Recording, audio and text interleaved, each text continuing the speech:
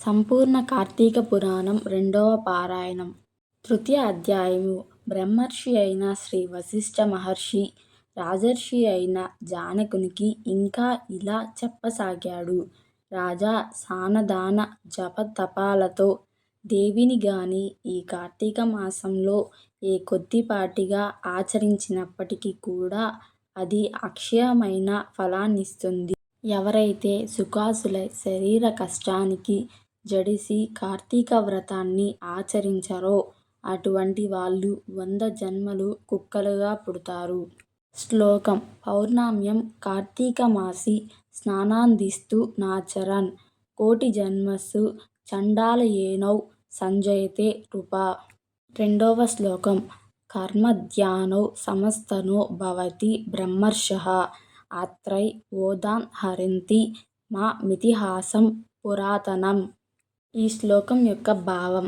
కార్తీక పౌర్ణమి నాడు స్నాన, దాన, జపోపవాసాలలో ఏ ఒక్కటి కూడా ఆచరించని వాళ్ళు కోటి పర్యాయాలు చండాలపు యోనుల్లో జన్మించి తుదకు బ్రహ్మర్షుల్లాగా పరిణమిస్తారు.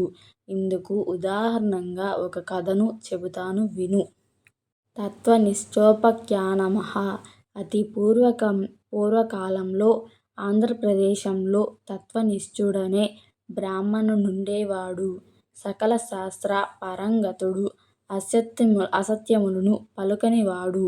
అన్ని భూతాలయందును దయ్యాలకు తీర్థాటన ప్రియుడు అయిన ఆ విప్రుడు ఒకానొక తీర్థయాత్ర సందర్భంగా ప్రయాణిస్తూ మార్గమధ్యంలో గోదావరి తీరానగల ఒకానొక ఎత్తయిన మర్రిచెట్టు మీద కారు నలుపు కాషాయ గలవాళ్ళు, ఎండిన డొక్కలు కలవాళ్ళు, ఎర్రని నేత్రములు గడ్డములు కలవాళ్ళు, గూర్చబడిన ఇనుప తీగల కొమ్మలే పైకి నిక్కివున్న తలవెంట్రుకలతో వికృత వదనార విధాలతో కత్తులు కపాలాలు ధరించి సర్వజీవ భయంకరులుగా ఉన్న 3 బ్రహ్మర్షులను చూశాడు. ఆ రాక్షసుల వలన భయముచేత ఆ మర్రి చెట్టు 4 వైపులా కూడా 12 మైళ్ళు దూరంలో ఎక్కడా ప్రాణి సంచారమనేదే ఉండేది కాదు. అటువంటి భయంకర స్వరూపులైన ఆ రాక్షసులను అల్లంత దూరము నుంచే చూసిన తత్వనిష్ఠుడు అదిరిపడ్డాడు. దానితో బాటే ఆ రాక్షసులు కూడా తనను చూడటంతో మరింత భయపడినవాడై శోకాకుల చిత్తముతో శ్రీహరిని స్మరించసాగాడు. తత్వనిష్ఠుడి శరణాగతి. శ్లోకం. త్రాహి దేవేశ లోకేశ త్రాహి నవ్యాయ సమస్త భయవిధ్వంసిన్ త్రాహిమాం శరణాగతం వ్యాసం పశ్యామి దేవేశ తత్వాహం జగదీశ్వరా.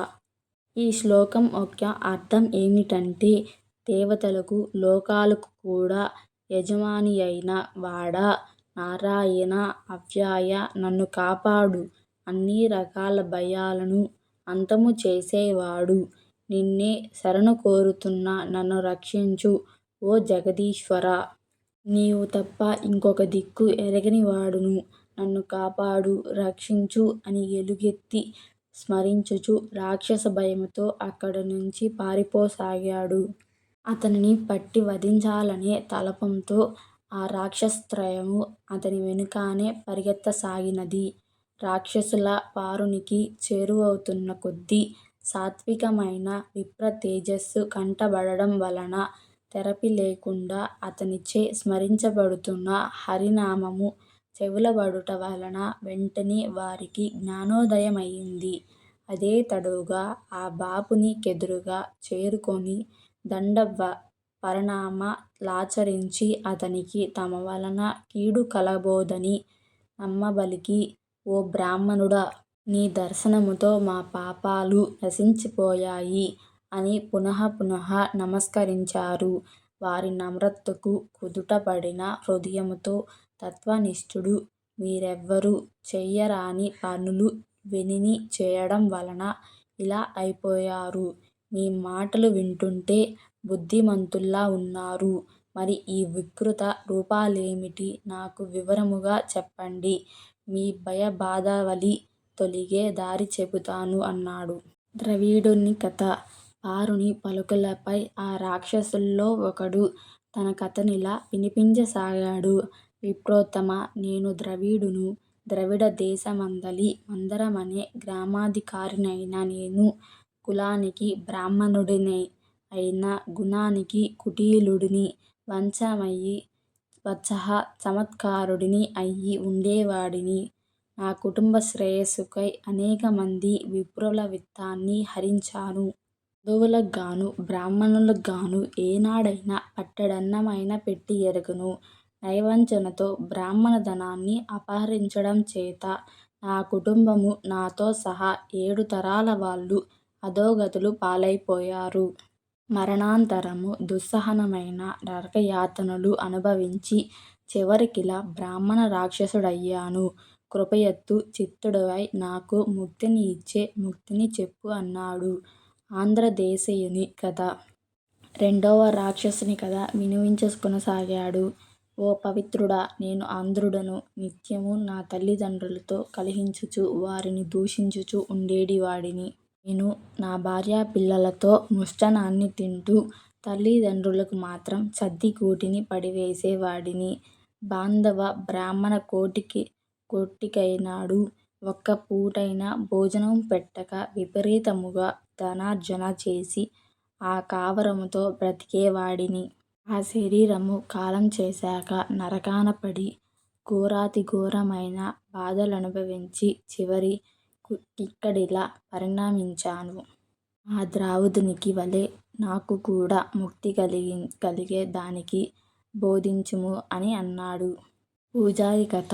అనంతరం మూడవ రాక్షసుడు ముందుకు వచ్చి ఇలా మొరపెట్ట ఆరంభించాడు. ఓ సదాచార సంపన్నుడా! నేను ఆంధ్రదేశపు బ్రాహ్మణుడను. విష్ణు ఆలయంలో పూజారిగా ఉండేడివాడిని. కాముకుడను, అహంభావిని, కఠిన వచస్కుడిని అయిన నేను భక్తులు స్వామి వారికర్పించిన కైంకర్యాలన్నిటినీ నా వేశ్యలకు అందజేసి విష్ణుసేవలను సక్రమంగా చేయక గర్వంతో తిరిగేవాడిని. తుదకు గుడి దీపాలలో నూనెను కూడా హరించి వేశ్యలకు ధారపోసి వారితో సంభోగ సుఖములను అనుభవించుచు పాపపుణ్య విచక్షణారహితుడై ప్రవర్తించేవాడిని. ఆ నా దోషాలకు ప్రతిఫలంగా నరకమును చవిచూసి అనంతరము ఈ భూమిపై నానావిధహీన యోనులను నానా నీచములను ఎత్తి కట్టకడికి బెట్టి దయ్యమైన బ్రాహ్మణ రాక్షసునిగా పరిణమించాను. ఓ సదయుడా! నన్ను మన్నించి మరల జన్మించే అవసరం లేకుండా మోక్షాన్ని పొందే మార్గాన్ని ప్రవచించవయ్యా అని ప్రార్థించాడు. బ్రాహ్మణ రాక్షసులుత్తమ గతి పొందుట తమ తమ పూర్వభవకృత మహాఘోరరాశికి ఎంతగానో పశ్చాత్తాప పడుతున్న ఆ రాక్షసులకు అభయమిచ్చి భయపడకండి. నాతో కలసి కార్తీక స్నానానికి రండి. మీ సమస్త దోషాలు నశించిపోతాయి అని చెప్పి వారిని తన వెంట బయలుదేరదీశాడు బ్రాహ్మణుడు. అందరూ కలిసి కావేరీ నదిని చేరారు.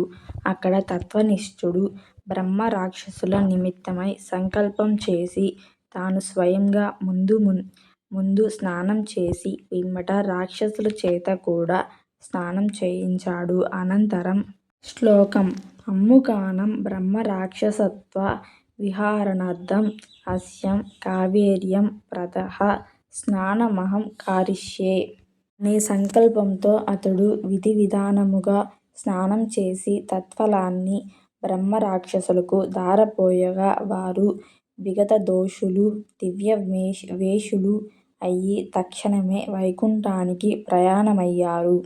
విదేహరాజ అజ్ఞానము వలన కానీ మోహ ప్రలోభాల వలన కానీ ఏ కారణము చేతనైనా గాని కార్తీకమాస సూర్యోదయ కాలాన కావేరీనదిలో స్నానమాచరించి విష్ణువును పూజించిన వాళ్లకు నిస్సందేహముగా 10,000 యాగాలు చేసిన ఫలము కలుగుతుంది.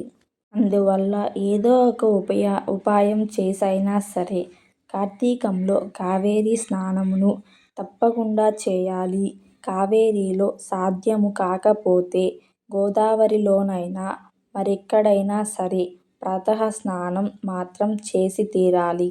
అలా ఎవరైతే కార్తీక దామోదర ప్రీతిగా ప్రాతః స్నానం చేయరో వాళ్ళు 10 జన్మలు చండాలపు యోనుల్లో పుట్టి అనంతరము ఊరపందులుగా జన్మిస్తారు సుమా! కాబట్టి ఎటువంటి మీమాంసతోటి నిమిత్తం లేకుండా స్త్రీలుగాని పురుషులుగాని కార్తీక మాసంలో తప్పనిసరిగా ప్రాతః స్నానం ఆచరించాలి.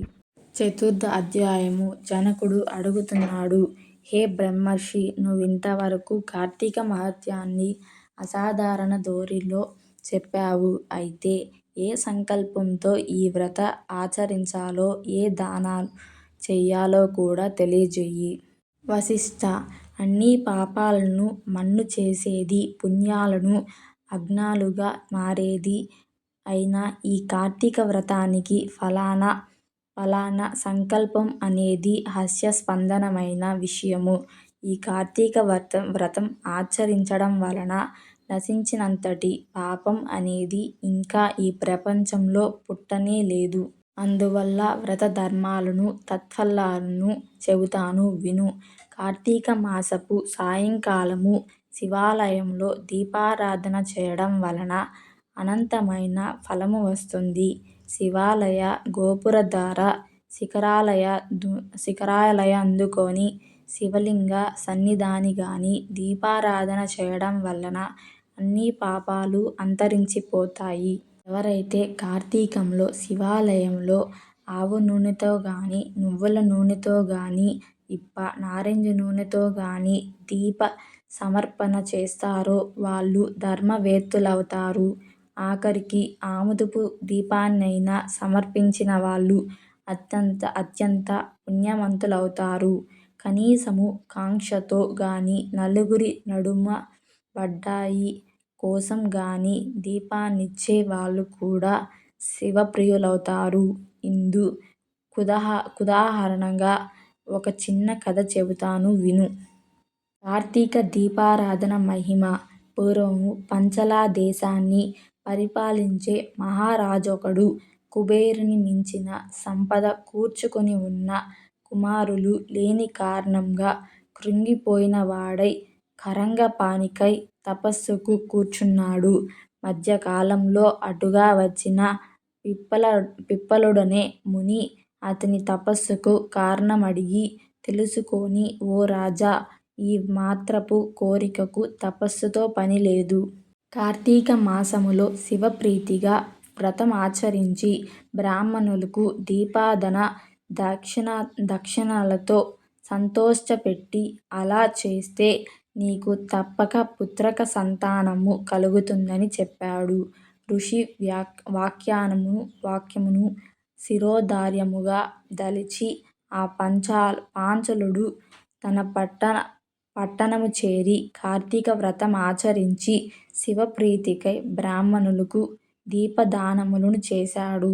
తత్ఫలముగా మహాహరిణి నెలతప్పి యుక్తకాలంలో పురుష శిశువును ప్రసవించింది. రాజా దంపతులు శిశువునికి శత్రుజిత్తు అని పేరు పెట్టారు. శత్రుజిత్తు చరిత్రము. ఆ శత్రుజిత్తు దినదిన ప్రవర్ధమానుడై పెరిగి యువకుడై వీరుడై వశంగాన లోలుడై అప్పటికి తృప్తి చెందక పరస్త్రీ రక్తుడై యుక్తవిచక్షణ నాస్తికుడై శాస్త్ర ధిక్కరుడై వర్ణసంకర కారకుడై హితవు చెప్పవచ్చిన వారిని చంపుతానని బెదిరించుచు స్వేచ్ఛాచారిణియై ప్రవర్తించసాగాడు. అటువంటి సందర్భంలో సౌందర్యరాశి సింహమధ్యమ అరటి దొనల వంటి తొడలు గలది, పెద్ద పెద్ద పిరుదులు కుచాలు కన్నులు గలది, చిలుకవలె చక్కని పలుకులు గలది అయిన ఒక బ్రాహ్మణ పత్ని తారసిల్లింది. శత్రుజిత్తు ఆమె పట్ల మోహితుడయ్యాడు. అనుపమాన సౌందర్య, శౌర్య, తేజో విరాజితుడైన ఈ యువరాజు పట్ల ఆ బాపనిధి కూడా మోజుపడినది. తత్కారణముగా ఆమె రోజూ రాత్రి తన భర్త నిద్రపోగానే సాకేత స్థలంలో రాజకుమారిని కలిసి సురత క్రీడల్లో సుఖించేది. రంకు బొంకు దాగవు కదా! ఏదో విధంగా ఈ సంగతి ఆ బాపనదాని భర్తకు తెలిసిపోయినది. అది మొదలు అతనొక కత్తిని ధరించి ఈ రంకు జంటకు ప్రత్యక్షంగా చూసి వారి గొంతు లుత్తరించాలని తిరుగుతున్నాడు. మహాకాముకురాలైన జారినిగాని, ఆ శత్రుజిత్తుగాని ఈ సంగతి నెరగరు. రోజులిలా గడుస్తూ వుండగా ఒకానొక కార్తీక పూర్ణిమ సోమవారం నాడు రాత్రి ఆ కాముకులు తమ సురత క్రీడకులై ఒకానొక శిథిల శివాలయాన్ని సంకేత స్థానముగా ఎంచుకున్నారు. అపరరాత్రివేళ వాళ్ళు అక్కడ కలుసుకున్నారు.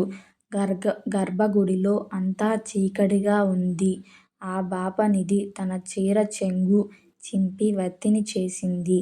రాజకుమారుడెక్కడినుంచో ఆముదమును తెచ్చాడు. ఇద్దరూ కలిసి అక్కడ ఖాళీప్రమిదలో ఆ రెంటినీ జోడించి దీపం పెట్టారు. ఆ దీపపు వెలుగులో ఒకరి అందాలొకరు చూసుకుంటూ సంభోగములో లీనమయ్యారు. ఆ విషయాన్ని ఆ బాపనాదాని మొగుడికెలాగో తెలుసుకున్నాడు. కత్తి పట్టుకుని వచ్చాడు. ముందుగా శత్రుజిత్తుని, అనంతరం తన భార్యను తెగనరికి, తాను కూడా అదే కత్తితో పొడుచుకుని ఆత్మహత్య చేసుకున్నాడు. ఆ విధంగా వాళ్ళు ముగ్గురూ ఆ రాత్రి అక్కడికక్కడే విగతజీవులు కాగానే పాశహస్తులైన యమదూతలూ, పవిత్రాత్ములైన శివదూతలూ ఒకేసారి అక్కడకు చేరారు. శివదూతలు రాకుమారుడిని, రంకులాడిని తమ విమానంలో కైలాసానికి తీసుకుపోసాగారు. యమదూతలు యమకాయపుని, బాపుడిని తమతో నరకంవైపు లాగుకొని సాగారు. అందుకాశ్చర్యపడిన పరుడు ఆ శివదూతలారా, కానిపని చేసిన వారికి కైలాసభోగమూ, నావంటి సదాచారుడికి నరకయోగమునా? అని ప్రశ్నించగా అందులొక శివదూతలు మీరెంత పాపాత్ములైనా ఈరోజు కార్తీక పూర్ణిమ సోమవారం కాబట్టి శివాలయములో, అందునా శిథిలాలయములో శివలింగమునకు ఎదురుగా దీపారాధన చేశారు కనుక వారి పాపాలు, నేరాలు నశించి పుణ్యాత్ములయ్యారు. ఏ కారణం చేతనైనా సరే కార్తీకమాసంలో, అందునా పౌర్ణమినాడు, పైగా సోమవారమునాడు దేవాలయంలో దీపారాధనము చేయడం వలన అత్యధిక పుణ్యాత్ములైన వీళ్ళని పాపకర్మలుగా భావించి చంపిన కారణంగా నీవు పుణ్యహీనుడివి, పాపాత్ముడివి అయ్యావు. అందుకే నీకు నరకమూ, వీరికి కైలాసమూ అని చెప్పారు. బ్రాహ్మణుడికి, శివపార్షదులకు జరిగిన ఈ సంభాషణను విన్న శత్రుజిత్తు తాను కలగజేసుకుని అయ్యలారా, దోషులము మేమయ్యుండగా మాకు కైవల్యమిచ్చి మమ్మల్ని చంపి పుణ్యాత్ములను చేసిన ఆ అమాయకుడిని నరకానికి పంపడం భావ్యం కాదు. కార్తీకమాసము దొడ్డదైతే, అందునా పూర్ణిమ గొప్పదైతే, సోమవారం మరీ ఘనమైనదైతే, దీపారాధన మరీ పుణ్యకరమైనదైతే మాతోబాటే కలిసి మరణించిన ఆ బాపునికి కూడా కైలాసమియ్యక తప్పదని వాదించడం జరిగింది. తత్ఫలముగా శత్రుజిత్తు తానూ తన ప్రియురాలూ ఆచరించిన వత్తి తైలముల పుణ్యము తాముంచుకొని ఆ దీపమును వెలిగించిన పుణ్యమును బ్రాహ్మణునకు ధారపోయగా శివదూతల విప్రుని కూడా యమదూతల నుండి విడిపించి తమతో కైలాసానికి తీసుకుని వెళ్ళారు. కాబట్టి ఓ మిథిలానగరేశ్వరా, కార్తీకమాసంలో తప్పనిసరిగా శివాలయంలోగాని, విష్ణు ఆలయంలోగాని దీపారాధన చేసి తీరాలి. నెల పొడుగునా చేసిన వాళ్ళు జ్ఞానులై తద్వారా మోక్షాన్ని పొందగలుగుతారు. అందున శివాలయంలో చేసిన దీపారాధన నిరంతర మోక్షప్రదాయినిగా గుర్తించు. నా మాట విని కార్తీక మాసము నెల పొడుగునా నీవు శివాలయంలో దీపారాధన చెయ్యి. ఇలాంటి వీడియోస్ మీకు మరిన్ని కావాలంటే జీకేఎస్ పురాణ కథల్ని సబ్స్క్రైబ్ చేసుకోండి.